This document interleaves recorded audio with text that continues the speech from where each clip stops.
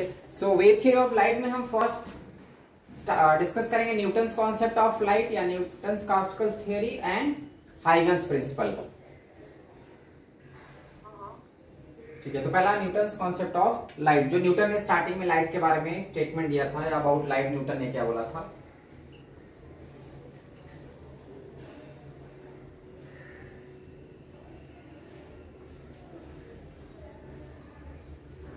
So Newton and Huygens दोनों के statement को हम साथ में कंपेयर करेंगे कि न्यूटन का स्टेटमेंट क्या था अबाउट लाइट एंड हाइगन्स का वेव थ्योरी का कॉन्सेप्ट क्या था। मतलब दोनों के अलग अलग स्टेटमेंट थे। न्यूटन ने लाइट को एज्यूम कंसीडर किया था as a particle. According to Newton light एक पार्टिकल्स के बहुत सारे पैकेट्स निकलते हैं किसी भी लाइट सोर्स से, तो एक लाइट रे फॉर्म होती है। सो पहला statement Newton's concept of light, first statement of Newton, from a light source, कोई भी लाइट सोर्स है अगर उससे लाइट रेज निकल रही है तो ये लाइट रेज पार्टिकल्स के फॉर्म में निकलती है। ये न्यूटन का स्टेटमेंट था। उसमें कुछ स्टेटमेंट्स गलत थे तो, लेकिन फिर भी हमको तो जानना होगा कि न्यूटन एग्जैक्टली बोला क्या था। So according to Newton light is are collection of particles, बहुत सारे पार्टिकल्स साथ में निकलते हैं किसी भी लाइट सोर्स से तो वो एक लाइट रे फॉर्म करते हैं। So it is basically collection of particles according to Newton. Light rays are collection of particles according to Newton। Second statement कि जो लाइट में डिफरेंट कलर होता है, लाइट के पास अलग अलग कलर रहता है किसी भी लाइट, अगर कोई भी हमारा व्हाइट सोर्स है लाइट का तो उसमें से 7 कलर्स ऑफ लाइट होते हैं। तो डिफरेंट कलर ऑफ लाइट, जो लाइट का अलग अलग कलर है, that is because of different size of particles. यहां से जो पार्टिकल्स निकलते हैं इनका साइज सेम नहीं रहता, सब पार्टिकल्स का साइज अलग अलग रहता है। So because of different size of particles light के कलर अलग अलग हैं। जैसे यहाँ पे देखो ये पार्टिकल्स का साइज डिफरेंट है from these particles. So different colour of light is because of different size of particles. किसी भी लाइट सोर्स, जैसे व्हाइट लाइट का सोर्स है तो उससे अगर 7 कलर्स निकल रहे हैं तो 7 डिफरेंट साइज के पार्टिकल्स मिलते हैं। तो because of different size of particles light का कलर डिफरेंट होता है according to Newton। So different color of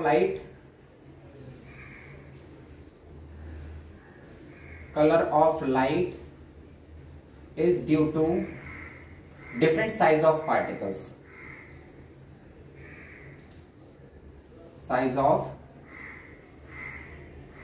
किसी भी लाइट सोर्स से जो लाइट रेज निकलते हैं उनमें जो पार्टिकल्स का एमिशन और पार्टिकल्स जो निकल रहे हैं उनका साइज डिफरेंट होता है। So because of different size of particles light का कलर डिफरेंट है। थर्ड स्टेटमेंट, ये जो लाइट के पार्टिकल्स निकलते हैं ये एक स्ट्रेट लाइन में ट्रेवल करते हैं किसी भी लाइट सोर्स से। ऐसा नहीं कि पार्टिकल्स गैस के पार्टिकल्स के जैसे रैंडम डायरेक्शन में जाते हैं। Until it is reflected from some glass surface या फ्रॉम सम ट्रांसपेरेंट सरफेस, अगर वो रिफ्लेक्शन होता है तो वो डायरेक्शन चेंज करेगा, लेकिन बिफोर रिफ्लेक्शन वो एक स्ट्रेट लाइन में जाता है। तो light travels in a straight line, सारे के सारे पार्टिकल्स एक स्ट्रेट लाइन में जाते हैं दिस वे। तो light travels in a straight line, light travels in a straight line। हाँ, वेव थ्योरी ऑफ लाइट। ठीक है, न्यूटन के स्टेटमेंट और हाइगन्स के स्टेटमेंट को हम कंपेयर करेंगे कि न्यूटन अबाउट लाइट न्यूटन का क्या स्टेटमेंट था और हाइगन्स के क्या स्टेटमेंट्स थे। तो अकॉर्डिंग टू न्यूटन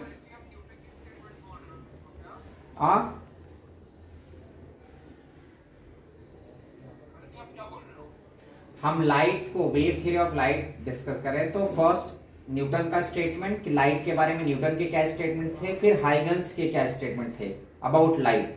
पहले हम उन दोनों को कंपेयर कर रहे हैं।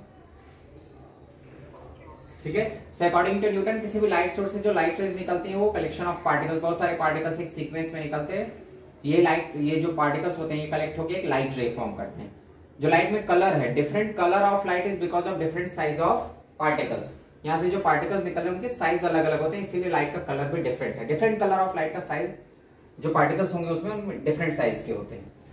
Third statement, light travels in a straight line, किसी भी लाइट सोर्स से जब लाइट निकलती है तो वो एक स्ट्रेट लाइन में ट्रेवल करती है। तो लाइट ट्रेवल्स, ये जो पार्टिकल्स का एमिशन हो रहा है ये एक स्ट्रेट लाइन में रहता है। And fourth statement of Newton, according to Newton ये जो पार्टिकल्स होते हैं ये डेंसर मीडियम में फास्ट ट्रेवल करते हैं। न्यूटन ने ऐसा बोला था, एक्चुअली वो स्टेटमेंट रॉन्ग था, बट अकॉर्डिंग टू न्यूटन, जो न्यूटन का स्टेटमेंट था कि light travel faster in denser medium. कोई अगर डेंस मीडियम है, ग्लास है, तो उसमें लाइट ज्यादा फास्ट ट्रेवल करती है, ये पार्टिकल ज्यादा फास्ट ट्रेवल करते हैं, और रेयर मीडियम में स्लो होते हैं। बट बाद में हाइगन्स ने इसको प्रूव किया कि ये स्टेटमेंट रॉन्ग था। So according to Newton, light travel faster in denser medium. Light travels faster in denser medium. जो लाइट है वो डेंसर मीडियम में ज्यादा फास्ट ट्रेवल करता है। सपोज पार्टिकल्स ये ट्रेवल कर रहे हैं ग्लास, एयर टू ग्लास, यहाँ पे हमारा एयर है, एयर से ग्लास में गए दिस वे। तो एयर में suppose speed of light in air is ca and speed of light in glass is cg। ये हमारा ग्लास प्लेट है। तो if suppose light rays are travelling from rare to denser medium, ये air हमारा rare medium है, speed of light in air is ca, c से मैंने represent किया है speed of light in air, and speed of light in glass is cg। So according to Newton कि light glass में ज्यादा fast travel करेगा, cg is greater then ca। पर ये स्टेटमेंट रॉन्ग था, बिकॉज लाइट एक्चुअल में ऐसा नहीं होता, लाइट की स्पीड ज्यादा रेयर मीडियम में होती है। तो light travel faster in rare medium, but Newton ने जो स्टेटमेंट दिया था कि light travel faster in denser medium. अगर डेंस मीडियम में तो लाइट का स्पीड ज्यादा होगा, रेयर मीडियम में लाइट का स्पीड कम रहेगा। अब हाइगन्स का जो वेव थ्योरी का, न्यूटन ने लाइट को एज अ पार्टिकल कंसीडर किया था, हाइगन्स ने उसको प्रूव किया एज अ वेव, कि लाइट पार्टिकल्स नहीं है, लाइट वेव के फॉर्म में, किसी भी लाइट, मतलब that is what the wave theory of light, Huygens wave theory of light. Huygens ने लाइट को पार्टिकल जैसा नहीं अज्यूम किया। हाइगन्स ने जो एक्सप्लेनेशन दिया था कि लाइट एक पार्टिकल के फॉर्म में नहीं है, वो वेव के फॉर्म में है। So according to Huygens, light rays are a type of wave. Huygens wave theory of light, Huygens wave theory of light. So according to Huygens, जो लाइट है वो वेव के फॉर्म में है। तो from first statement, from a light source, ये जो light होती है वो वेव के फॉर्म में आती है। उन्होंने एक लॉन्जिट्यूडनल वेव बोला था, बाद में उसको चेंज किया गया कॉन्सेप्ट को, बिकॉज लॉन्जिट्यूडनल होता है और ट्रांसवर्स रहता है। अकॉर्डिंग टू हाइगन्स, ये वेव फिनोमेना है, लाइट पार्टिकल नहीं, वो वेव के फॉर्म में निकलता है, it is not a particle.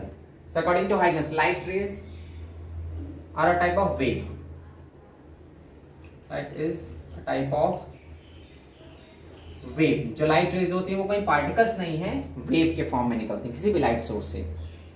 Second, जो लाइट का डिफरेंट कलर होता है, different colour of light is because of different wavelength. Newton ने क्या बोला था कि different colour of light is because of different size of particle. Particle का साइज अलग है, इसीलिए वेव का जो कलर, लाइट का कलर होता है वो डिफरेंट होता है। But according to Huygens, different colour of light is because of different wavelength. यहाँ अगर किसी लाइट सोर्स से लाइट निकलती है तो अलग अलग वेवलेंथ में होता है, सभी का वेवलेंथ सेम नहीं रहता, किसी का वेवलेंथ लो रहेगा, किसी का वेवलेंथ हाई रहेगा, this way. So different colour of light is because of different wavelength. Different colour of light is due to different wavelength.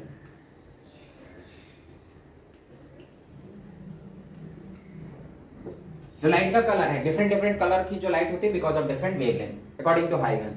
Third, Huygens का भी एक स्टेटमेंट सेम था कि light travels in a straight line. किसी भी light source से light निकलेगी तो वो स्ट्रेट लाइन में जाती है, even if it is a wave, वो स्ट्रेट ही ट्रेवल करेगा। So light travels in a straight line, ये स्टेटमेंट दोनों के सेम थे। According to Newton also light travels in a straight line, according to Huygens also light travels in a straight line. तो light travels in a straight line,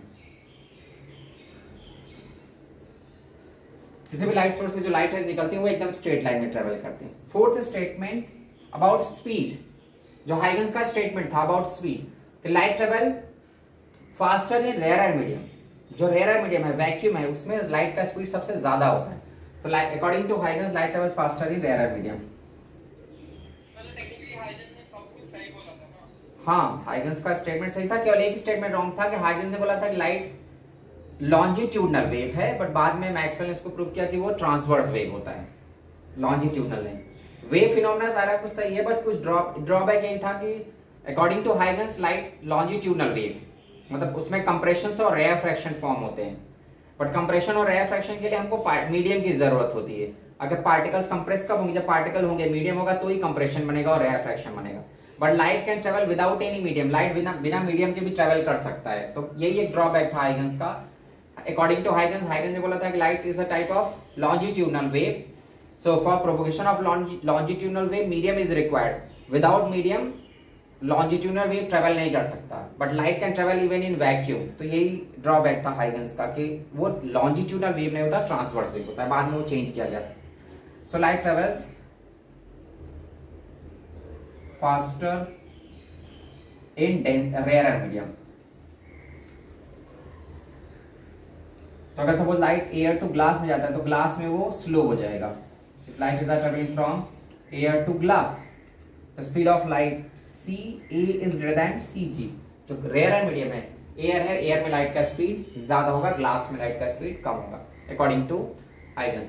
so Huygens के statement, wave theory of light का statement सभी सही थे, केवल drawback यही था कि हाइगन्स ने बोला था कि वो लॉन्जिट्यूडनल वेव है, जबकि लाइट रेज ट्रांसवर्स वेव में होती है। बिकॉज उस टाइम तक इलेक्ट्रोमैग्नेटिक वेव का कॉन्सेप्ट नहीं था, तो बाद में मैक्सवेल का जब इलेक्ट्रोमैग्नेटिक वेव का कॉन्सेप्ट आया तो उन्होंने प्रूव किया कि ये ट्रांसवर्स वेव है, लॉन्जिट्यूडनल नहीं है, and transverse wave can travel without any medium. तो यहां से ये भी प्रूव हुआ कि लाइट को मीडियम की जरूरत भी नहीं है ट्रेवल करने के लिए, किसी भी इलेक्ट्रोमैग्नेटिक वेव्स को मीडियम नहीं चाहिए for propagation. Electromagnetic waves can travel without any medium because it is transverse in nature, not in longitudinal wave. तो लाइट का जो वेव का सारा कॉन्सेप्ट था वो सही था, बट यहाँ पे टाइप ऑफ वेव डिफरेंट था। अकॉर्डिंग टू हाइगन्स कि लाइट एक लॉन्जिट्यूडनल वेव है, बट एक्चुअल में ये ट्रांसवर्स वेव है। तो light is a type of transverse wave.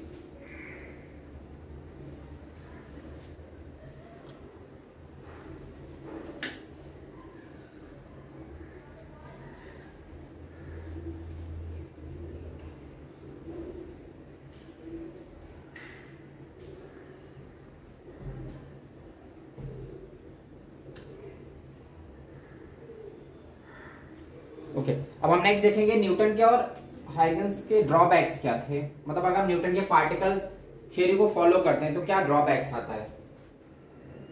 इनको हम पार्टिकल्स को पार्टिकल्स बोलते हैं।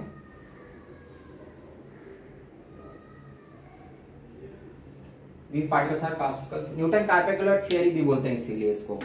वो जो पार्टिकल्स है ऐसा नहीं कि वो गैस के पार्टिकल या डस्ट के पार्टिकल्स हैं। These particles are called particles। That's why it is also called Newton particular theory. अब ड्रॉबैक्स क्या है न्यूटन के। If you are considering light as a particle, अगर हम लाइट को पार्टिकल जैसा एज्यूम करते हैं, कंसीडर करते हैं, तो क्या ड्रॉबैक्स आएंगे। मतलब कहां पे न्यूटन का ये पार्टिकल वाला स्टेटमेंट गलत हो रहा था।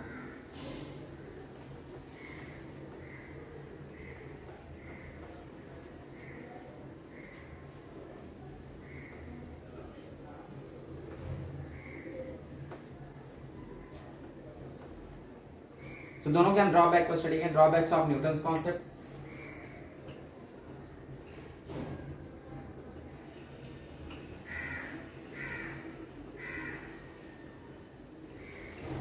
Drawbacks of Newton's concept. First drawback कि अगर हम लाइट को पार्टिकल के जैसा एज्यूम करते हैं तो किसी भी लाइट सोर्स से अगर कंटिन्यूअसली पार्टिकल्स का इमिशन होगा तो उस लाइट सोर्स का मास धीरे धीरे रिड्यूस होना चाहिए due to continuous emission of particle. अगर हम लाइट सोर्स को मान रहे हैं कि लाइट पार्टिकल के फॉर्म में निकल रहा है तो धीरे धीरे उस सोर्स का मास कम हो जाना चाहिए, बिकॉज उससे कंटिन्यूअसली मास का इमिशन होगा।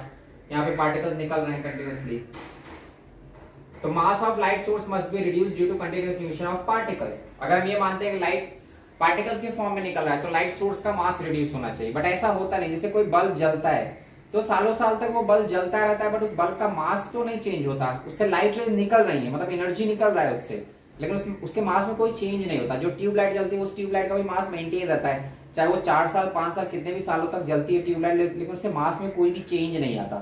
मतलब उससे जो इमिशन हो रहा है वो मास का नहीं हो रहा है, वो एनर्जी का हो रहा है केवल। सो पहला ड्रॉबैक यही था कि अगर हम मान लेंगे कि लाइट पार्टिकल्स के फॉर्म में, लाइट किसी भी सोर्स से लाइट का इमिशन पार्टिकल्स के फॉर्म में हो रहा है तो सोर्स का मास रिड्यूस हो जाना चाहिए, लेकिन ऐसा होता नहीं, लाइट सोर्स का मास रिड्यूस नहीं होता। तो mass of light, that is the first drawback. Mass of light source, mass of light source must be reduced due to continuous emission of particles।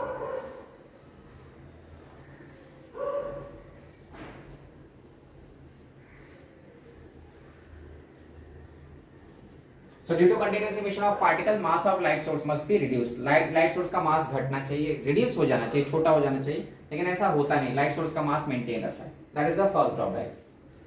Second drawback, ये जो particles निकलते हैं ये law of reflection को particles follow नहीं करते।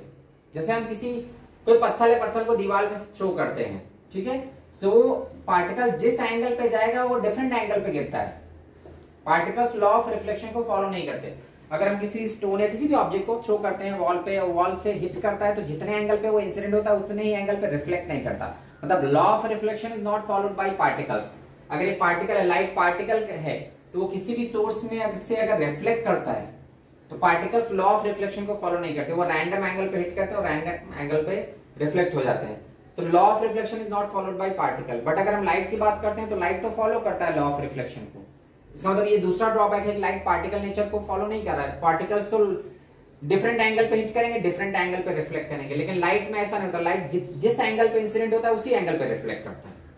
तो light same angle पे, लाइट के लिए एंगल ऑफ इंसिडेंट और एंगल ऑफ रिफ्लेक्शन सेम रहता है। ये अगर 30 डिग्री है तो यहाँ पे भी वो 30 डिग्री ही फॉर्म करेगा। बट पार्टिकल के केस में कुछ अलग ही रहता है। अगर ये 30 है तो कितने भी 50 पे भी रिफ्लेक्ट कर सकता है, 60 70 कुछ भी डिफरेंट एंगल पे रिफ्लेक्ट कर जाता है। सो पार्टिकल्स लॉ ऑफ रिफ्लेक्शन को फॉलो नहीं करते।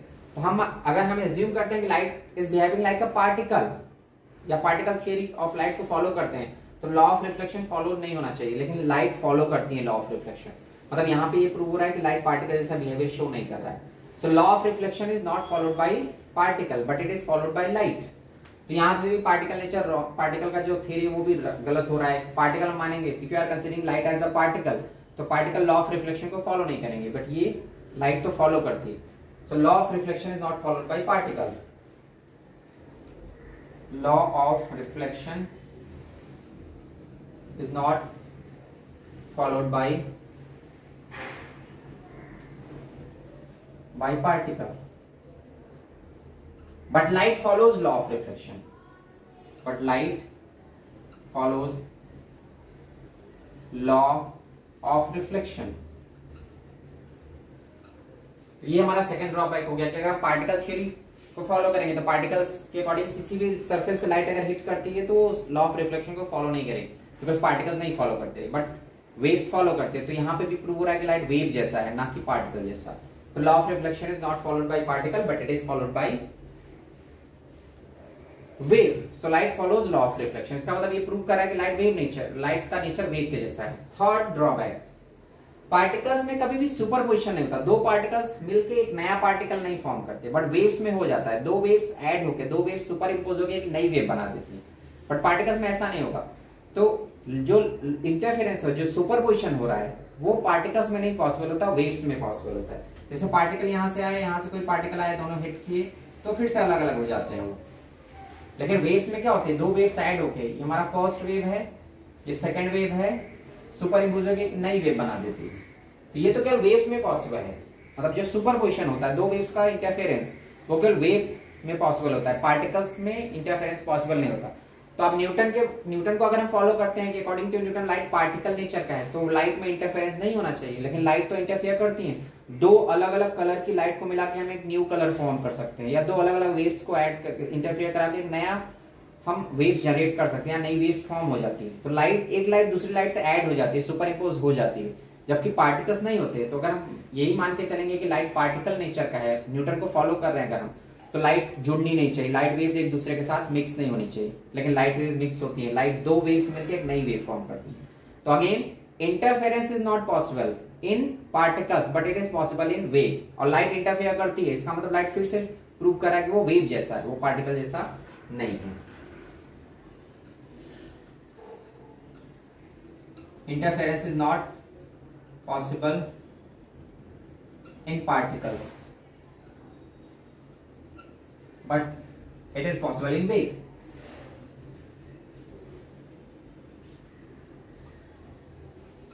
So interference is not possible in particle, but it is possible in waves.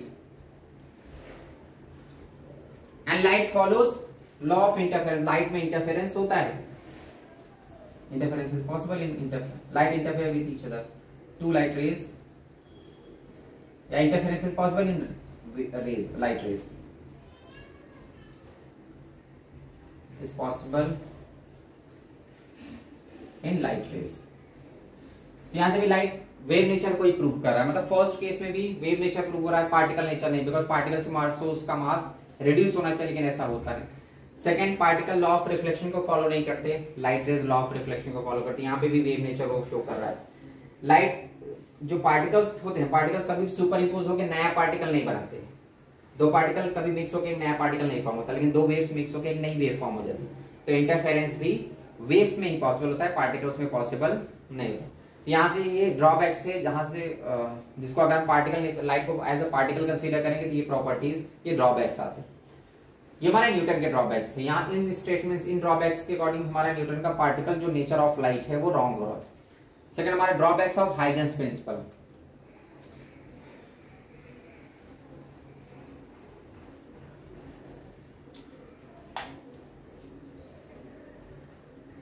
अब अगर हम हाइगन्स को फॉलो करते हैं, हाइगन्स का जो स्टेटमेंट था कि light is a type of longitudinal wave, वो स्टेटमेंट गलत था, बिकॉज लॉन्जिट्यूडनल होंगी तो उसमें कंप्रेशंस और रेयर फ्रैक्शंस फॉर्म होते हैं, and for formation of compressions and rare fraction medium is required, without medium compression और रेयर फ्रैक्शन नहीं बन सकता।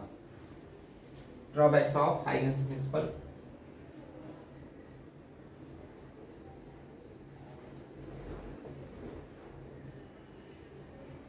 Huygens wave theory, drawbacks of Huygens wave theory. अब अगर हम हाइगन्स के वेव थ्योरी को फॉलो करते हैं तो क्या drawbacks?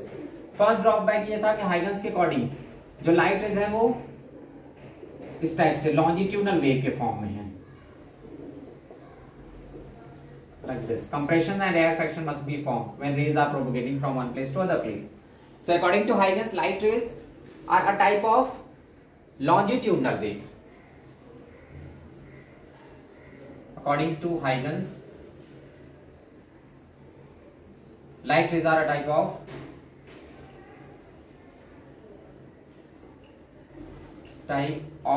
longitudinal wave.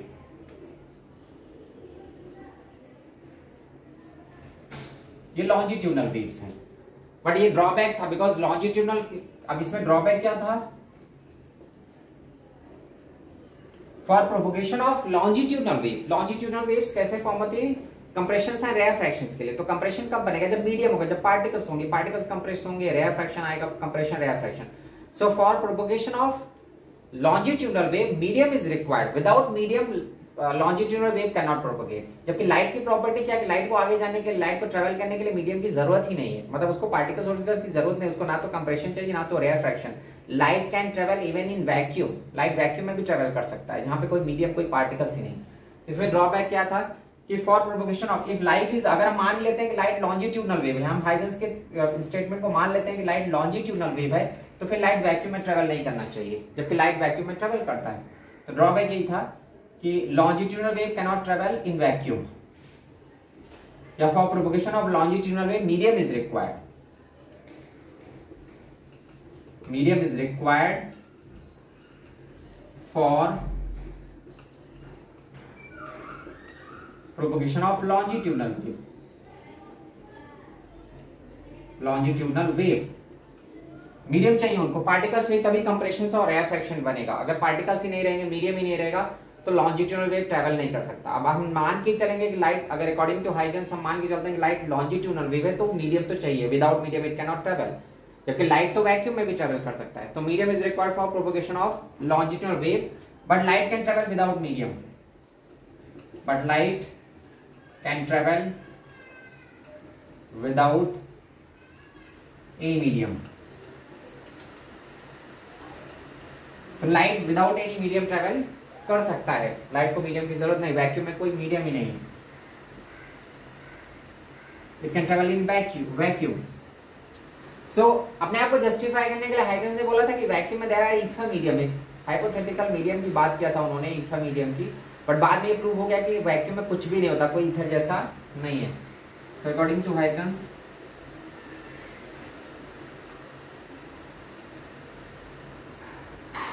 There are ether medium, ether medium है वैक्यूम में।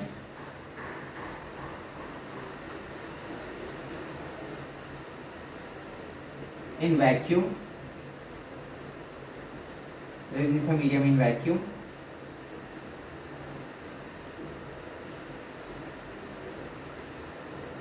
तो लाइट उसी ईथर मीडियम को यूज करता है प्रोपोगेशन के लिए। वैक्यूम में भी ईथर मीडियम है, तो that is ether medium in vacuum which is used by light,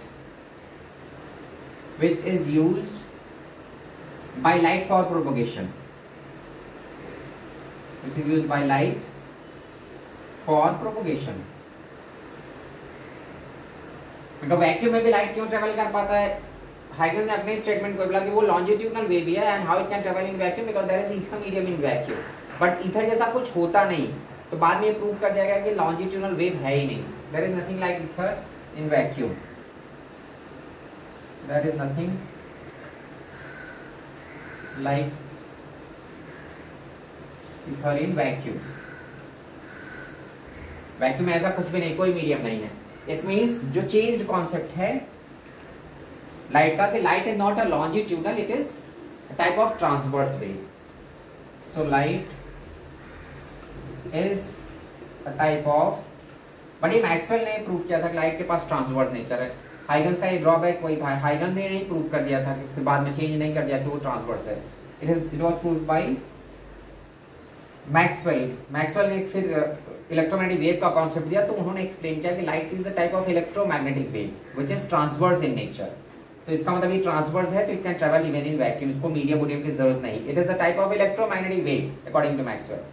तो इलेक्ट्रोमैग्नेटिक वेव मतलब it is which is formed due to superposition of electric field and magnetic field. ये electric और magnetic field के superposition से बनता है और उसको किसी मीडियम की जरूरत नहीं है। That's why light can travel without any medium. So light is a type of transverse wave, transverse wave which can travel in vacuum, which can travel in vacuum because transverse में कुछ compression rarefaction नहीं जरूरी होता, travel in vacuum।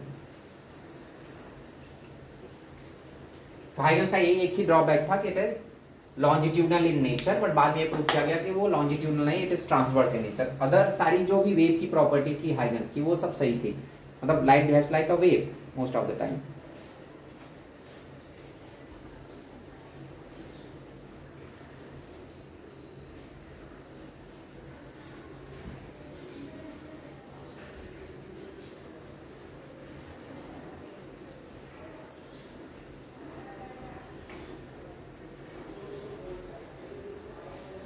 अब next हम discuss करेंगे Maxwell ने prove किया कि how Maxwell proves that light is a type of electromagnetic wave according to Maxwell. उस टाइम तो दोनों के स्टेटमेंट, न्यूटन के और हाइगन्स के कंट्रोवर्शियल स्टेटमेंट थे, एक दूसरे के एकदम अपोजिट। न्यूटन के अकॉर्डिंग लाइट पार्टिकल है, हाइगन्स के अकॉर्डिंग लाइट वेव है। सो बाद में मैक्सवेल ने प्रूव किया कि light is a type of wave, Maxwell's concept of electromagnetic wave.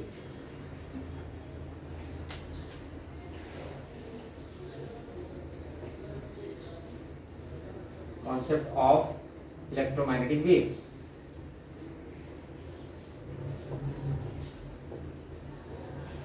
So according to Maxwell, if electric field is superimposed with magnetic field, अगर electric field magnetic field के साथ superimpose होता है, ये हमारे electric lines हैं और ये magnetic field which are perpendicular to each other. According to Maxwell, if electric field is superimposed with magnetic field, ये electric field है इस टाइप से which is along y axis, and magnetic lines, जो magnetic lines हैं वो electric field के perpendicular होनी चाहिए इस वे में, ये z एक्सिस पे है, दिस वे, मतलब परपेंडिकुलर प्लेन होना चाहिए, जरूरी नहीं कि हमेशा z पे ही रहे।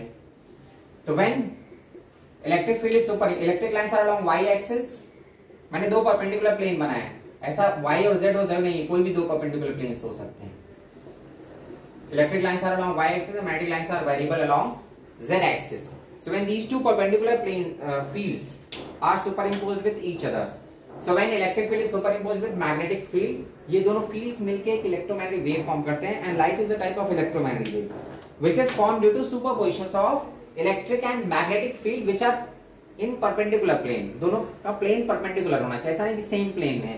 अगर same plane में इलेक्ट्रिक और मैग्नेटिक फील्ड रहेगा तो इलेक्ट्रोमैग्नेटिक वेव्स फॉर्म नहीं होगी, अगर वो परपेंडिकुलर प्लेन में होता है then only electromagnetic waves are form. और इसका जो डायरेक्शन है, if suppose electric lines are along y axis, magnetic lines are along z axis, electric field y पे है, मैग्नेटिक फील्ड z पे है, तो इससे जो इलेक्ट्रोमैग्नेटिक वेव फॉर्म हो रही है वो x पे जा रही है, और तीनों ही परपेंडिकुलर हैं वेव प्रोपगेशन। तो wave is propagating along x axis. So according to Maxwell, if electric field is superimposed with magnetic field, variable electric field, constant नहीं, ये हमारा वेरिएबल इलेक्ट्रिक फील्ड है. So when electric field, variable electric and magnetic fields are superimposed with each other, electromagnetic wave is form.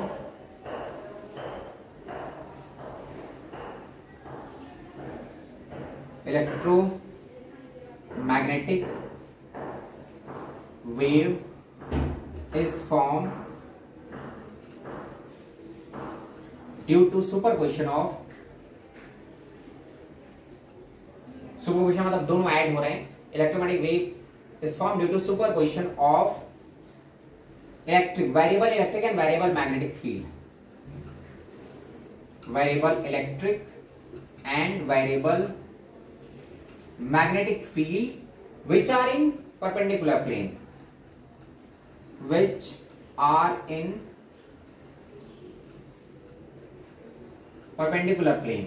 अगर ये दोनों एक दूसरे के perpendicular plane में है तो इलेक्ट्रोमैग्नेटिक वेव फॉर्म होगी. तो when electric field is superimposed, मतलब जो दोनों लाइंस हैं वो एक दूसरे के 90 डिग्री होनी चाहिए इस टाइप से. ऐसा नहीं कि both the lines are in the same plane. अगर सेम प्लेन में होते हैं तो नहीं फॉर्म होगा. These two are perpendicular, these two fields are in perpendicular plane, then only electromagnetic wave is formed. So electric field देखो, if यहाँ पे मैंने शो किया electric field is along y axis, magnetic field is along, magnetic lines are along z axis, then the wave which is formed, that wave is propagating along x axis. मतलब तीनों ही आपस में perpendicular हैं, electric field, magnetic field and wave. Electric field is along y axis, magnetic field is along z axis, and wave is propagating along x axis. So these three are perpendicular to each other. So when two variable electric and magnetic fields which are perpendicular to each other, या which are in perpendicular plane, are superimposed, then electromagnetic wave is formed. अब ये nature किसका होता है, ये transverse. यहाँ पे कोई मीडियम की जरूरत ही नहीं है. लाइट के अंदर दो फील्ड्स हैं, electric field and magnetic field. Electric field can exist without any medium. कोई भी चार्ज को अगर हम वैक्यूम में भी रखेंगे then also it can create its electric field. So for existence of electric field medium is not required. For existence of magnetic field also medium is not required. अगर हम एक मैग्नेट को वैक्यूम में ले जाते हैं, वैक्यूम में place करते हैं, तो भी वो मैग्नेटिक फील्ड डेवलप करेगा. तो for existence of electric field medium is not required. For existence of magnetic field also medium is not required. तो अब इलेक्ट्रिक फील्ड को मीडियम नहीं चाहिए, मैग्नेटिक फील्ड को भी मीडियम नहीं चाहिए, और इन्हीं दोनों के सुपरपोजिशन से इलेक्ट्रोमैग्नेटिक वेव फॉर्म हो रही. तो that electromagnetic wave can travel without any medium.